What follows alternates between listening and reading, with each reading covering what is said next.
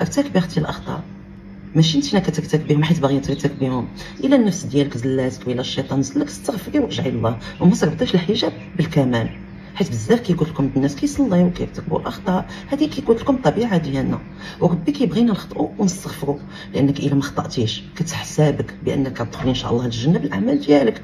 هنا الغرور كيبدا، ولكن كل ما خطاتي كل ما كتحسي بداك الدنيويه بانك محتاجه سيدي ربي هو يغفر لك، هو يرحم لك. وربي ديما كيبغينا نلتجئوا ليلو، غير نلتجئوا ليلو بالطريقه اللي هو باغي يشوفنا بها.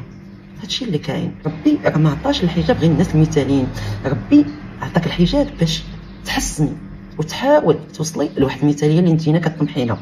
دونك الحويجات اللي بغيتكم نتوما تسولوا راسكم، علاش انا ما بغيتش ندير الحجاب؟ واش من هاد الناس هي اللي منعاني ندير الحجاب؟ واش هاد الحجاب هذا مي غنديرو غنحس براسي منافقه الا خطات؟ واش هاد الحجاب الا غادي نديرو غنحس براسي باني وصلت لواحد المرحله اللي ما خصنيش من بعدها ندير شي حويجات اللي لحد الان انا النفس ديالي مازال ما درتها باش ما تبقاش ديرهم؟ واش مازال ما تصالحت مع الضعف ديالي؟ حيت كاينين الناس اللي كيكونوا مثلا كيحسوا بان الشعر ديالهم هو الجمال ديالهم، ولان الا غطاوه ما غاديش يبقاو جميلات. حسب شوفوا شنو هي نقطه الضعف وتريتيو نقطه الضعف ديالكم.